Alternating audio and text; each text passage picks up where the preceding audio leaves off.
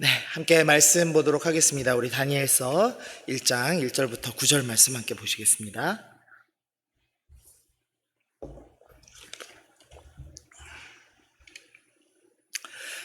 다니엘서 1장 1절에서 9절 말씀인데 우리 한 절씩 우리 교독해서 읽을 텐데요. 혹시 저 싱어분들 괜찮으시면 한 분이 저 대신 좀 읽어주시면 좋을 것 같아요. 목이 좀 안 좋아서.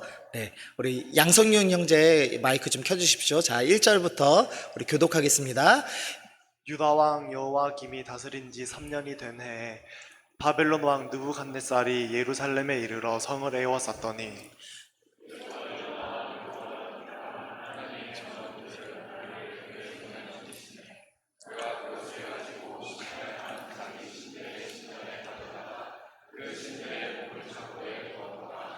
왕이 환관장 아스부나스에게 말하여 이스라엘 자손 중에서 왕족과 귀족 몇 사람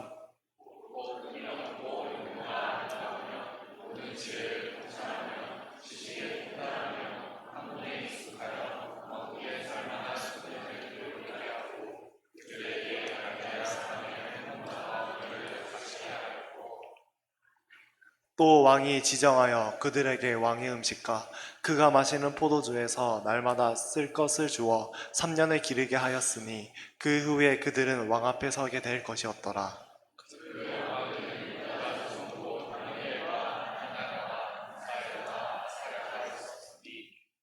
환관장이 그들의 이름을 고쳐 다니엘은 벨드사살이라 하고 하냐냐는 사드락이라 하고 미사일은 메삭이라 하고 아사랴는 아벤느고라 하였더라.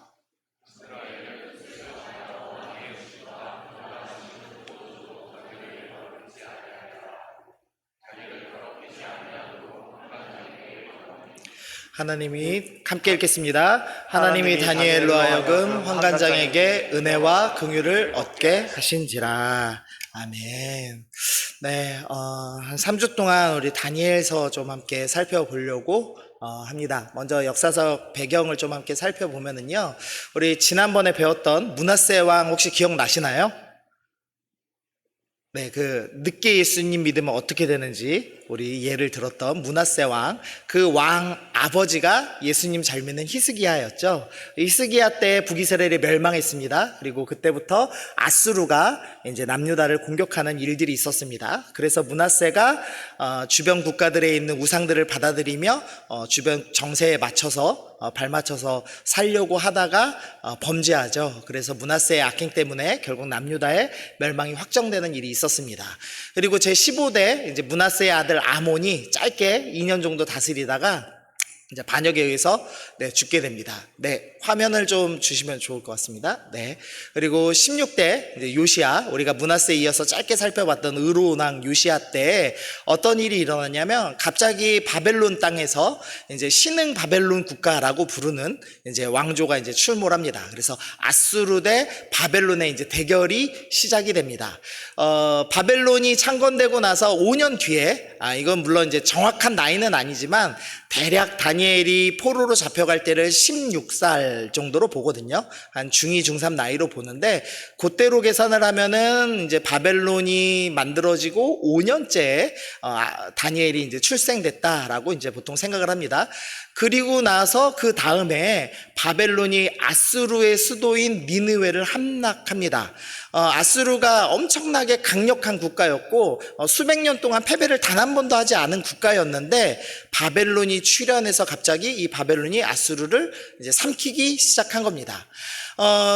그렇게 되다 보니까 이제 국제 정세에 변화가 생겼습니다. 어떤 문제가 생겼냐면 이전에는 아수르랑 밑에 있는 이집트랑 서로 싸웠습니다. 이집트가 이제 아수르와 대결하던 나라였는데 아수르가 망해버리면 바벨론 대 이집트의 대결을 하게 생긴 겁니다. 그래서 이집트가 중간에 아수르가 있는 게 조금 나으니까 아수르를 도와야 되겠다라고 결심을 하고 거꾸로 올라갑니다. 아수르를 도우려고. 그런데 요시야 왕은 이 할아버지 므낫세가 섬겼던 1월 성신을 정말 싫어했죠. 그래서 야, 1월 성신 섬기는 아수르를 도와주러 가는 걸 못 보겠다 해가지고 이집트가 아수르를 도와주러 올라가는데 요시야 왕이 막아섭니다. 그래서 그 전투에서 요시야 왕이 사망을 합니다. 그래서 의로운 왕이 죽습니다. 근데 우리가 지난번 설교 기억하실지 모르겠는데 요시야 왕이 하나님께 받은 약속이 하나 있었죠. 뭐였냐면 네가 살아있는 동안에는 내가 심판하지 않겠다. 심판을 뒤로 밀어주셨습니다. 그런데 그 의로운 왕이었던 요시야가 죽게 됐습니다. 그러면 이제부터 어떤 일이 시작되는 거죠? 약속된 심판이 이제 시작되는 겁니다. 이집트는 올라갔고 그 사이에 요시야 왕이 죽으니까 이 백성들이 그래도 왕은 있어야지 그러면서 요시야의 둘째 아들을 세웠습니다. 보통 왕을 세우면 첫째 아들 세우나요? 둘째 아들 세우나요? 첫 번째 아들을 세우는 게 정상이죠. 그런데 백성들이 굳이 둘째 아들을 세웠습니다. 이유는 첫째가 좀 못났기 때문이죠. 그래서 제대로 된 아들이라고 생각해서 둘째 아들을 세웠는데 그리고 나자마자 이 위에서는 이제 전투가 일어납니다. 그게 이제 세계사적으로는 유명한 갈그미스 전투라고 부르는 전투가 일어납니다. 아수르와 이집트가 연합군을 형성하고 바벨론이 이제 대결을 합니다. 이 전투 때부터 이 다니엘서에 나오는 느부갓네살 왕자가 엄청난 이제 일들을 해냅니다. 이 느부갓네살은 거의 패배를 모르는 그런 이제 전쟁 천재거든요. 그래서 이 강력한 두 국가와 연합을 해서 싸우는데 처음 이 609년 전투에는 무승부를 기록합니다. 그래서 이집트가 아무 성과 없이 다시 이제 내려옵니다. 내려오는 길에 예루살렘에 가보니까 자기가 죽인 요시야 왕 그 아들인 둘째 아들 여호와하스 17대 왕이 서 있는 겁니다. 근데 이집트가 세운 왕이 아니죠. 그래서 폐위시켜버립니다. 똑똑한 아들 세우는 것보다 멍청한 첫째를 세우는 게 이용해 먹기 좋기 때문에 둘째 아들을 폐위시키고 이집트가 첫째 아들인 여호와김을 세웠습니다. 우리 말씀 다시 한번 읽어보겠습니다. 우리 열왕기 하 23장 26절 시작. 그러나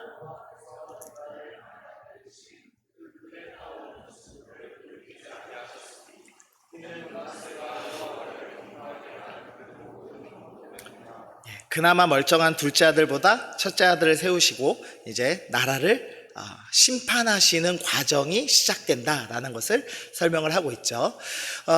첫째 아들이 여호와김이 왕이 되어 있는 동안에 이제 605년, 아까 1차는 609년이었고요. 이제 605년에 다시 한번 갈그미스라는 지역에서 전투가 일어납니다. 역시나 아수르와 이집트가 연합군을 형성하고 바벨론이 이제 싸움을 합니다. 근데 이때 바벨론이 대승을 거둡니다. 그래서 이때 아수르가 멸망당하고 이제 바벨론은 그 즉시 이집트를 공격하기 위해서 밑으로 내려옵니다.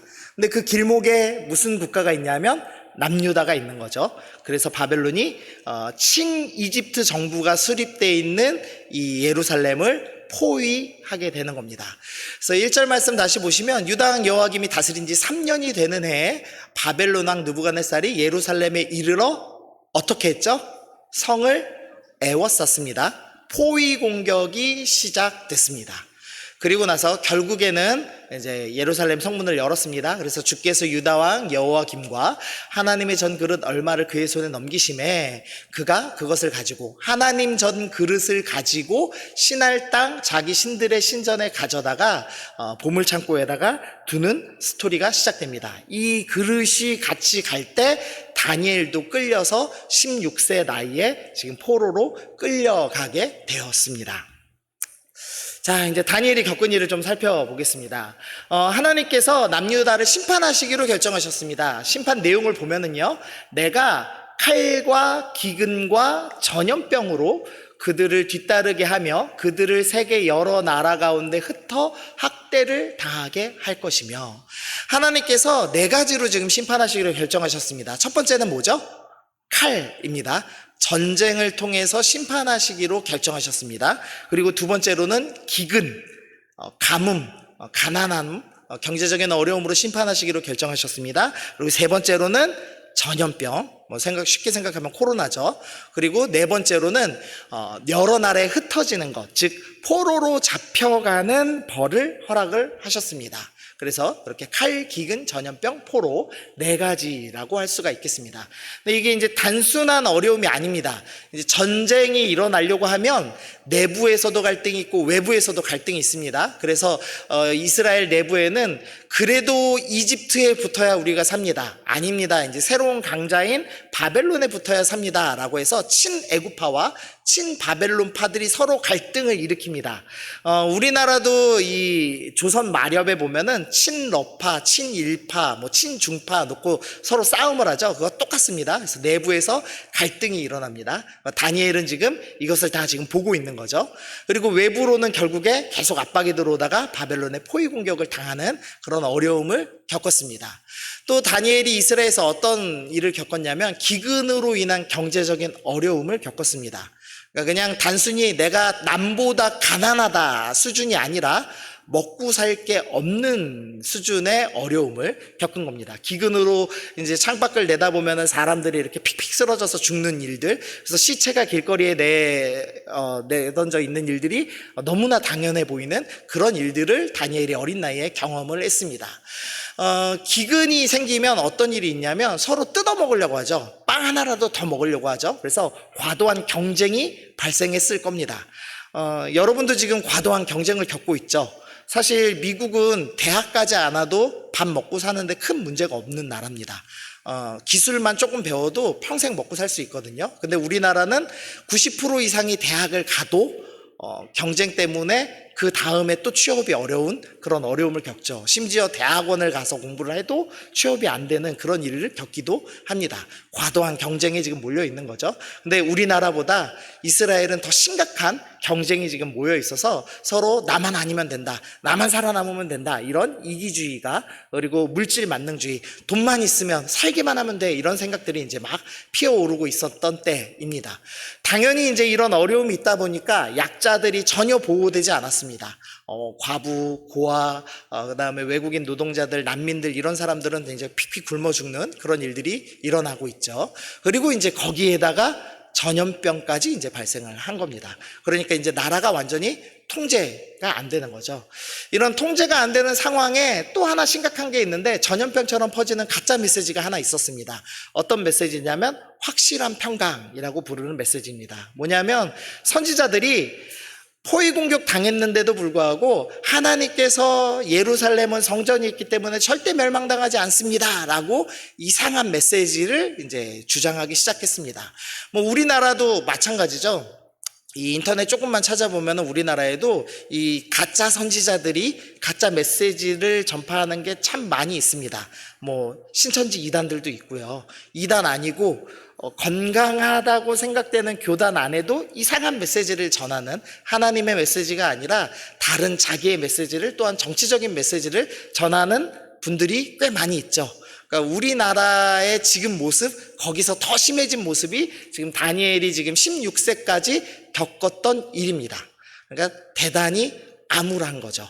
그리고 특별히 하나님 믿는 사람들이 이 모든 일을 만들어낸 겁니다. 하나님 믿는다고 하는 지도자들, 하나님을 믿는다고 하는 선지자들이 이 모든 일을 만들어내고 있는 그 비참한 상황을 다니엘이 다 겪었습니다.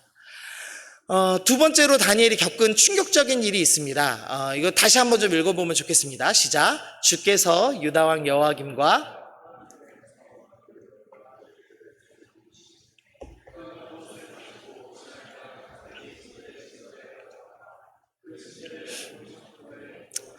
이 구절은 되게 이상한 구절입니다. 왜냐하면 느부갓네살 왕이 굳이 하나님 성전에서 그릇을 빼다가 지금 자기네 신전에다가 집어넣는 장면입니다. 그러면 이 그릇이 너무 아름다워서 그랬는가? 근데 그건 아닙니다. 이유가 있었는데 뭐냐면 당시에는 전쟁을 신과 신의 대결로 보았습니다. 그러니까 예를 들면은 대한민국하고 일본하고 전쟁을 하면은 일본에 있는 신과, 고양이 신과 대한민국에 있는 불교라고 할까요? 부처와 대결을 한다. 그래서 이긴 쪽 신이 승리한 거다. 신 때문에 이기는 거다. 이제 이런 생각을 갖고 있었습니다. 근데 지금 바벨론의 신과 예루살렘의 신인 하나님이 대결을 하는 겁니다. 전쟁으로. 이들 생각에 의하면. 그랬는데 누가 이겼냐면 바벨론 신이 이긴 겁니다. 보통은 전쟁이 끝나고 나면 어떤 일을 하냐면 이 진편에 있는 나라에 있는 신상, 우상을 끌어다가 이긴 신의 신전에다 집어넣습니다. 그러면 어떻게 되냐면 이제 쉽게 말하면 에너지를 쪽쪽쪽 빨리는 겁니다. 그래가지고 진 신의 모든 능력을 다 빼앗고 이제 이긴 신이 더 강해진다. 이제 이런 식의 세계관을 가지고 있었습니다. 그래서 느부갓네살이 당연하게 예루살렘을 공격하고 이제 예루살렘에 있는 여호와의 신상을 빼앗아 가려고 성전에 들어갔습니다. 근데 하나님 전에는 하나님의 형상으로 만든 게 있을까요? 없을까요?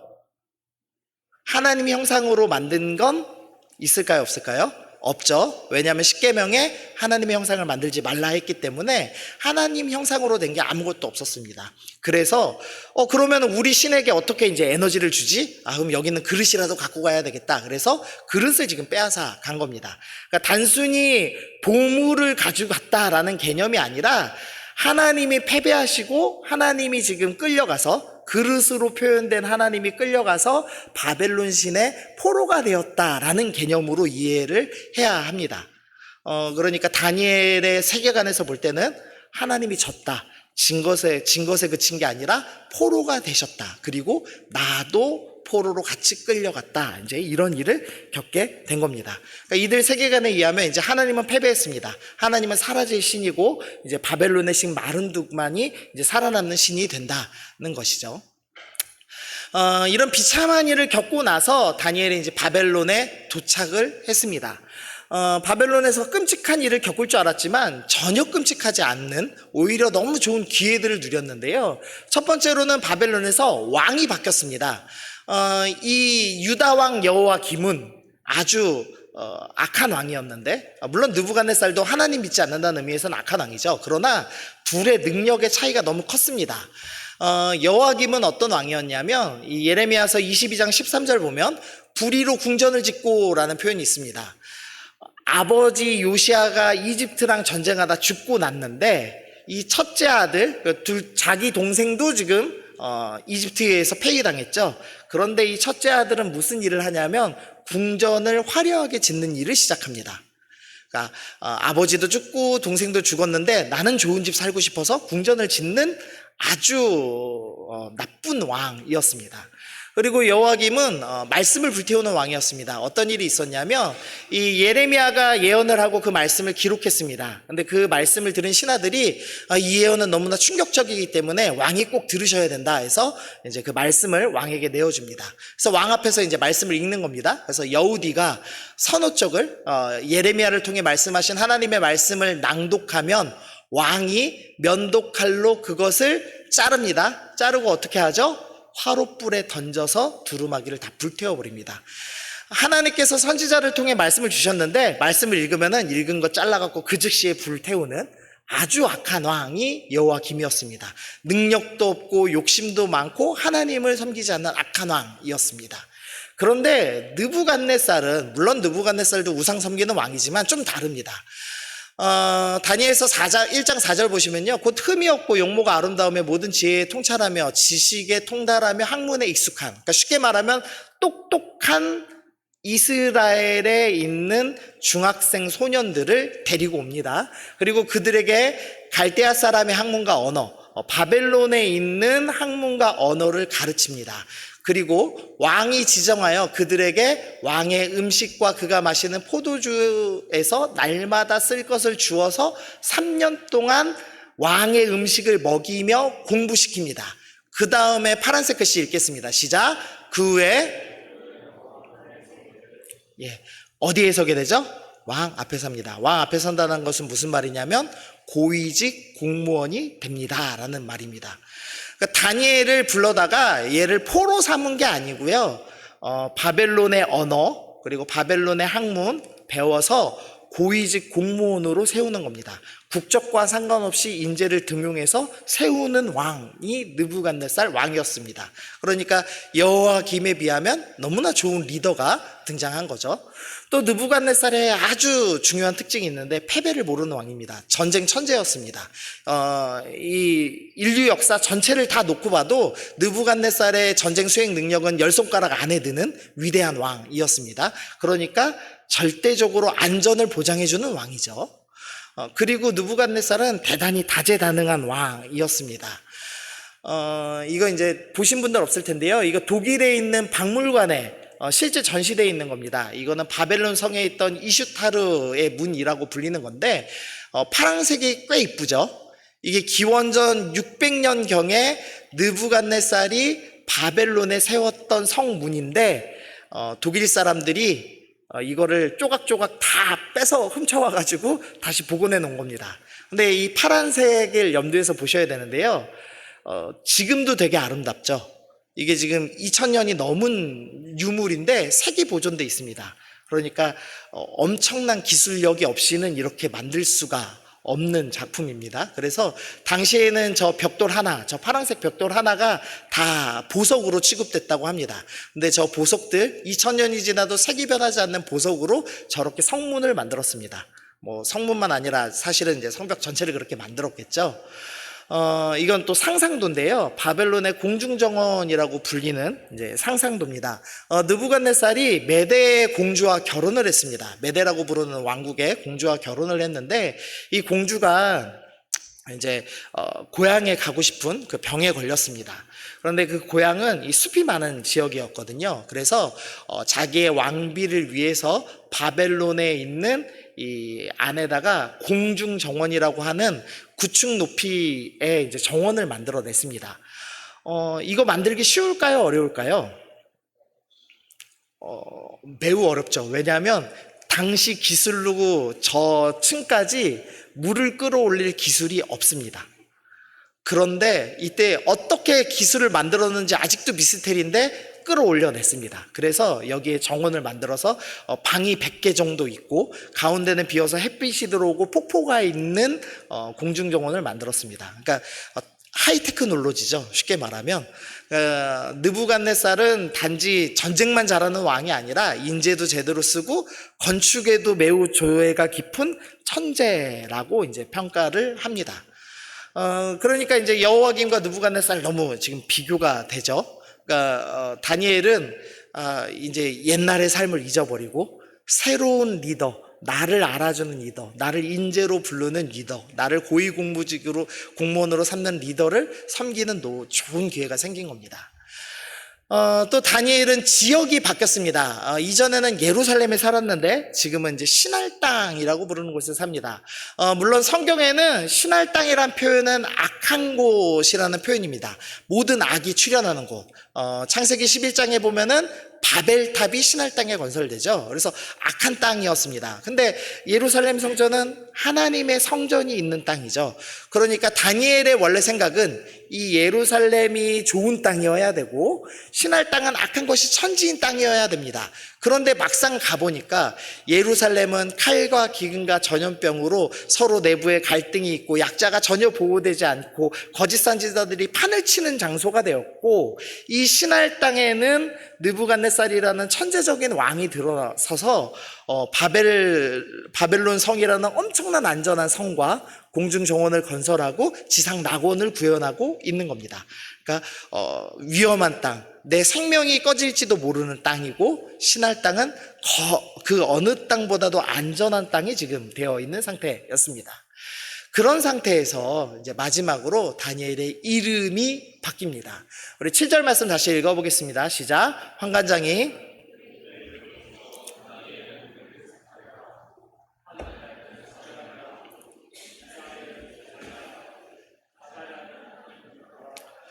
네, 지금 이 다니엘과 세 친구의 이름을 전부 그 바벨론의 신들과 연관된 이름을 졌습니다. 근데 이제 대표적으로 다니엘만 살펴보면은요, 다니엘의 이름의 뜻은 나의 하나님은 재판관이다, 심판관이다 라는 뜻입니다. 다니엘이 이 이름이 좋았을까요? 싫었을까요? 엄청나게 싫죠. 왜냐하면 하나님이 심판하셔서 칼과 기근과 전염병과 포로를 모두 겪어봤기 때문입니다. 하나님이 심판하셔서 내 인생이 이 모양이 꼴 됐어 라고 할 수 있겠죠. 그런데 벨드사살이라는 이름은 너무 이 다니엘한테는 좋은 이름입니다. 뭐냐면 벨이라는 이 바벨론에서 가장 위대한 신이 왕을 보호한다는 이름입니다. 왕을 보호한다는 말은 왕이 다스리는 모든 나라가 안전하다라는 표현이죠. 그러니까 다니엘이 겪었던 그 모든 일인데 안전을 보장해주는 바벨론에 와서 바벨론의 이름을 받게 된 것입니다. 자, 그럼 이제 정리를 한번 해보죠.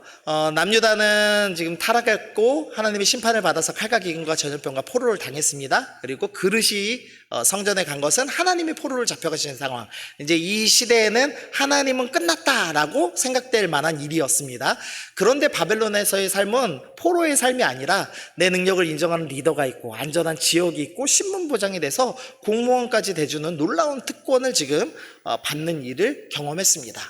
그리고 나서 이제 질문이죠. 다니엘로 살 것인가 벨드사살로 살 것인가. 다니엘이 이제 선택을 해야 되는 상황이 되었습니다. 여러분은 어떤 삶 살겠습니까? 하나님 섬기면서 하나님은 이미 끝났다라고 생각되는 시대에 나는 그래도 하나님 섬기면서 하나님께서 여전히 심판자시고 모든 땅을 다스리고 계시며 우리가 지금 비록 범죄하여서 이렇게 포로로 잡혀왔지만 하나님께서 다시 긍휼을 베푸실 왕이십니다 라고 믿으면서 다니엘의 이름을 갖고 살 것인가? 아니면 이제 여호와는 끝났다, 이제부터 가장 안전한 국가, 가장 위대한 리더를 섬기며 내가 벨드사살로 보호받으며 잘 먹고 잘 살겠다, 이 두 가지 길이 여러분 눈앞에 놓여 있다면 여러분은 어떤 삶을 사시겠습니까? 자, 1번, 2번. 자, 마음속으로 결정하시죠. 자, 5초. 5, 4, 3, 2, 1. 자, 결정하셨어요? 어떤 삶 사시겠습니까? 볼 것도 없이 2번인가요? 2번 하신 분은 눈 2번 깜빡여 보실래요? 네. 네. 그런데 다니엘은 벨드사살로 살 것을 결정하지 않고 다니엘로 살기로 선택을 했습니다. 그래서 다니엘서 8장 또 9장 10장을 보면은 나 다니엘이 하죠. 벨드사살로 잘 먹고 잘 살 수도 있음에도 불구하고 다니엘은 그럼에도 불구하고 하나님은 여전히 살아계시며 나는 하나님의 백성으로서 살겠노라 믿음으로 결단을 하였습니다.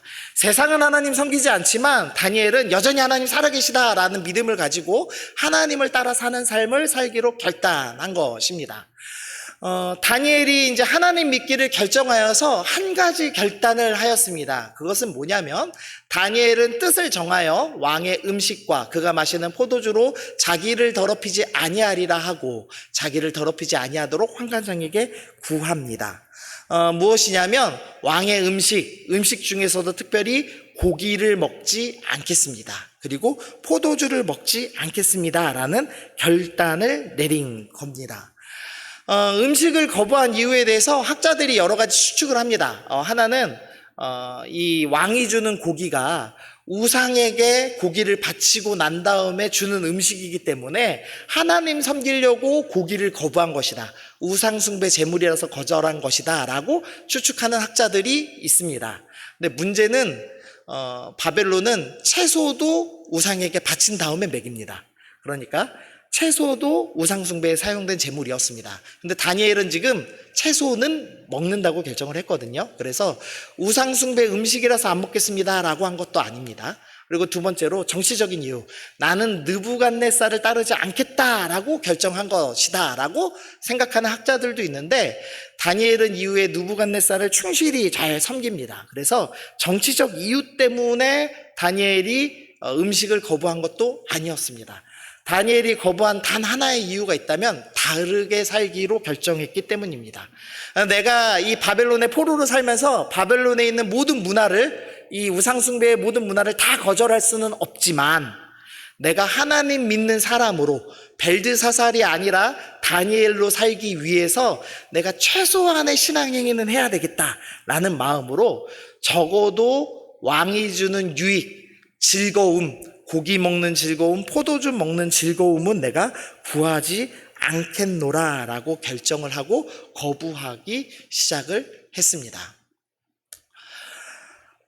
그래서 다니엘이 어떻게 결정하냐면 11장 11절 보시면 환관장이 다니엘과 하나냐와 미사엘과 아사라에게 감독하게 한 자에게 다니엘이 말하되 청하오니 당신의 종들을 열흘 동안 시험하여 채식을 주어 먹게 하고 물을 주어 마시게 하십시오라고 합니다. 그러니까 이 환관장에게 요청하는 겁니다. 저희는 신앙적인 이유가 있어서 고기 안 먹겠습니다. 포도주 안 먹겠습니다. 그러니까 환관장이 뭐라고 하냐면 너희가 고기 안 먹고 포도주 안 먹으면 이 다른 같이 훈련받는 사람들에 비해서 얼굴이 상하게 될 것이고 얼굴이 상하면 내가 책임을 면하기 어렵다. 이제 이렇게 얘기합니다. 그러면은 딱 10일만 시험해 보십시오. 그래서 10일 동안 만약에 우리가 고기와 포도주를 안 먹어도 우리 얼굴이 건강하다면 그러면 우리는 우리 신앙을 지키고 싶습니다라고 요청을 하기 시작합니다. 다니엘이 벨드사살이 아니라 다니엘로 살기 위해서 어떤 결정을 했냐면 다르게 살기로 결정했습니다. 근데 다르게 살기로 결정할 때 여러 방법이 있습니다. 나는 우상숭배 관련된 거 전부 거부하겠다. 나는 반란 일으키겠다라고 하면서 도망쳐서 반란을 일으키면서 싸우는 삶을 살 수도 있었겠죠. 그런데 하나님께서 이 바벨론에 보내신 분명한 이유가 있을 거야 라는 마음을 가지고 바벨론의 모든 문화를 거부하는 것이 아니라 최대한 평화로운 방법 안에서 설득하며 섬기며 살기로 결단을 하게 된 것입니다. 그러니까 세상과 분리해서 사는 것이 아니라 세상 속에서 살지만 작은 믿음, 다르게 살기를 실천하겠다라고 결정하는 결정을 한 것입니다. 여러분도 지금 이 다니엘과 똑같은 세상을 살고 계십니다. 이 세상 사람들은 하나님 없다 하는 세상에 살고 있죠. 저희 딸이 1학년인데 반에 이제 예수님 믿는 사람이 한 두어 명밖에 없다고 하더라고요. 교회 다니는 친구가. 여러분도 아마 그런 지금 시절을 살고 계실 거라고 생각이 됩니다. 그리고 여러분들이 배우는 공부는 전부 하나님이 없다고 거절하는 공부죠. 여러분들은 우리는 원숭이에서 진화돼서 사람이 됐습니다라는 것을 너무 당당히 배우는 세상 속에서 살고 있죠. 다니엘도 비슷한 공부했습니다. 다니엘이 했던 공부는 뭐냐면 점치는 공부했습니다. 다니엘이 나중에 어떤 직업을 갖냐면 박수장이 되거든요. 박수무당 중에 대빵이 됩니다. 다니엘이. 그래서 다니엘이 한 공부가 뭐냐면 동물 간 쪼개가지고 간에 있는 그 모양을 보고 점 맞히는 거, 그 다음에 하늘 보고 점성술하는 거, 이런 거 공부했습니다. 그러니까 완전한 우상숭배를 공부한 거죠. 근데 우상숭배를 공부해야 되는 이 비참한 상황 속에서도 다니엘은 내가 작더라도 믿음의 삶 살겠다라는 결정을 가지고 다르게 사는 무언가 하나를 붙잡은 겁니다. 그게 뭐냐면 밥 먹을 때 나는 신앙 지킬 거야 라는 결정을 한 겁니다. 쉽게 얘기하면은 식기도 하는 거죠. 나는 적어도 먹을 때는 하나님께서 나를 공급해 주셔 라는 믿음의 행동을 한 겁니다. 여러분은 이 악한 지금 세상 속에서 살면서 어떤 믿음의 행동을 하고 계십니까? 내가 예수님을 믿는 사람답게 살기 위해서 세상과는 조금 다른 세상의 유익을 조금 거절하는 어떤 행동하면서 살고 계십니까? 혹시 나는 이렇게 살고 있다 당당히 얘기하실 수 있는 분 있으세요? 자, 나는 당당히 밥 먹을 때 그래도 손 모으고 기도를 5초 이상 합니다. 자, 손. 그래도 좀 나이가 90년에 가까운 우리 분들은 그래도 아직 5초 이상은 하고, 자, 나머지는 5초도 어렵고. 네, 좋습니다. 제가 예수님을 제대로 믿은 게 고2 때인데요. 나는 어떻게 다르게 살아야 될지 이제 고민을 했습니다. 근데 그때 당시는 이제 뭐가 있었냐면, 야자라는 게 있었어요. 야자 들어보셨습니까? 야자수 나무가 아니라 야간 자율학습이라는 게 있었습니다. 근데 야간 자율학습은 뭐 할 수 있죠. 근데 문제가 있는데 그때는 주일날도 학교를 나갔어야 됩니다. 아침 9시에 학교를 나와서 5시까지 공부를 해야만 했습니다. 특별히 고3은. 근데 이제 제가 예수님을 제대로 믿고 나서 나는 어떻게 다르게 살 수 있지? 이제 고민을 했습니다. 그리고 이제 한 가지 결단을 했는데, 주일 성수해야 되겠다라는 결단을 했습니다. 그래서 무단으로 자율학습을 빠졌습니다. 그때 당시는 체벌이 있었습니다. 그래서 자율학습을 빠지니까 그 다음날 이제 담임선생님이 부르더라고요. 너 왜 안 나왔냐? 일요일에. 그래서 교회 갔습니다. 그랬죠. 그래서 맞았습니다. 그 다음 주에 또 안 나갔습니다. 너 왜 안 나왔냐? 교회 갔습니다. 또 맞았습니다. 그 다음 주 어떻게 했을까요? 어떻게 했을 것 같아요? 그래도 목사예요. 어떻게 했을 것 같아요? 예, 또 안 나갔습니다. 그렇게 해서 1년 내내 안 나갔습니다. 저희 학교에 문과가 200명인데 그 주일날 교회 간다고 안 나오는 사람이 딱 2명 있었대요.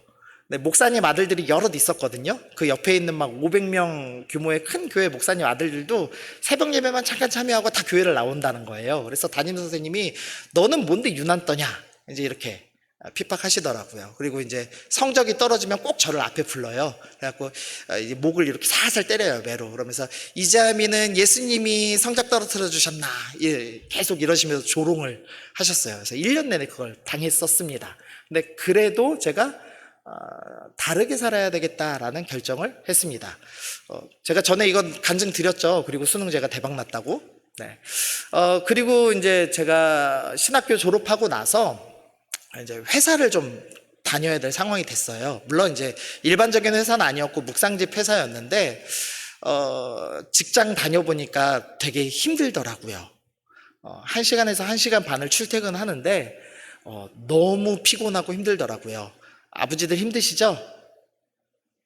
네, 여기 계신 분들은 안 힘드시답니다. 네, 네, 되게 힘들어요. 근데 어떻게 하면 내가 직장을 다니면서 다르게 살 수 있을까 고민하다가 제가 묵상을 해야 되겠다라고 결정을 했어요. 그래서 2018년도에 회사를 다녔는데 4월 달부터 제가 이제 페이스북에다가 묵상을 올리기 시작했습니다. 그래서 이제 저랑 인스타 친구신 분들 아실 거예요. 제가 매일 이렇게 2018년도 4월부터 지금까지 묵상을 계속 올리면서 다르게 살려고 애쓰고 있습니다. 다르게 사는 삶의 가장 유익이 뭐냐면 객관화입니다. 객관화의 이 사전을 보니까요, 자기 자신에게 직접 관련되는 사항을 제3자적인 입장에서 보도록 하는 말, 뭐 어려운 말 다 빼고요. 이 객관화의 객자를 한자로 보시면 이 손님을 표현하는 객자입니다. 손님의 입장에서 세상을 바라보는 게 객관화죠. 베드로전서 2장 11절 보니까 사랑하는 자들아 거류민과 나그네 같은 너희를 권한다. 성경은 우리를 뭐라고 표현하냐면 너희는 이 세상에서 나그네다라고 표현합니다. 너희는 손님이다라고 표현합니다. 하나님 믿는 백성은 이 세상에서 손님된 삶을 답니다. 그래서 세상 밖에서의 삶을 살죠. 다니엘이 세상에서 바벨론 사람들과 똑같이 살지 않고 다르게 살기로 결정했습니다. 다르게 살자 하나님이 어떤 축복을 주셨냐면요, 하나님이 내 소년에게 학문을 주시고 모든 서적을 깨닫게 하시고 지혜를 주셨으니 다니엘은 또 모든 환상과 꿈을 깨달아 알더라. 다니엘에게 지혜를 주셨습니다. 학문을 하려면 꼭 해야 되는 게 있는데요, 객관합니다. 세상과 나를 다르게 보는 거죠. 예수님 믿는 자의 가장 큰 축복은 객관화 잘한다는 겁니다. 여러분이 세상 속에서 세상 사람들과 똑같이 경쟁하고 더 높은 곳을 쫓아서 살면 여러분은 절대 세상을 이길 수가 없습니다. 세상과 나는 다른 사람이야. 나는 나그네 삶이야. 나는 하나님 나라의 백성이야. 라는 새로운 정체성을 가지고 세상을 바라보기 시작할 때 객관화하게 됩니다. 그 객관화하면 여러분에게 놀라운 은혜가 있죠. 특별히 하나님께서 네가 바벨론의 삶을 살지 않기로 결정한다면 내가 너에게 이 세상을 싸워나갈 놀라운 능력을 주겠다 약속하십니다. 그래서 이 내 소년에게는 특별히 지혜를 허락해 주셨습니다. 자, 정리하겠습니다. 다니엘은 칼과 기근과 전염병과 포로의 어려움을 겪었습니다. 그리고 하나님이 포로로 잡혀가신 것처럼 보이는 시대였습니다. 낙심할 수도 있었습니다. 그러나 낙심하지 않고 하나님 믿는 삶 살기로 결정했습니다. 또 바벨론의 삶은 매우 안정적이고 유혹이 넘치는 곳이었습니다. 나를 인정하는 리더도 있고 안전한 지역이었고 신분 보장이 되는 사회였습니다. 그럼에도 불구하고 다니엘은 벨드사살, 바벨론 사람, 세상 사람으로 살기로 살지 않고 다니엘로서 살기로 결정했습니다. 그래서 다르게 살기 위한 한 가지 방법. 나는 왕이 주는 고기와 포도주, 유익을 얻지 않겠어. 세상에는 즐거움 얻지 않겠어. 라고 결정을 하였습니다. 다르게 살기란 쉽지 않았습니다. 세상에서 주어지는 즐거움, 유익을 거절해야만 했습니다. 그리고 하나님 백성임을 끊임없이 기억하기 위한 어떤 신앙생활을 하는 삶이었습니다. 그러나 다르게 살기를 실천한 사람은 세상에 대해서 객관화, 나그네의 삶을 살 수 있고, 이런 사람에게는 하나님께서 세상을 이길 능력을 허락하신다는 것이 다니엘서 1장 1절에서 9절 말씀입니다. 하나님께서 여러분에게 나는 세상과 똑같이 살 거야, 세상이 주는 평과 유익과 즐거움을 누리며 마음껏 살 거야 라는 이 세상이 주는 즐거움을 포기하고, 나는 하나님 믿는 백성으로서 이 땅에서 어려움 겪을지라도, 나그네처럼 외국인 노동자처럼 살아갈지라도 나는 하나님 믿는 백성이 될 거야, 나는 다니엘이 될 거야 라고 결단하는 사람에게는 세상을 다르게 볼 수 있는 눈을, 믿음의 눈으로 볼 수 있는 능력을, 그래서 세상을 이길 수 있는 능력을 허락하실 겁니다. 여러분이 벨드사살이 아니라 다니엘의 삶을 선택하셔서, 그래서 다르게 살기 단 한 개라도, 무언가라도 결정하시는 여러분들 되시기를 소원합니다.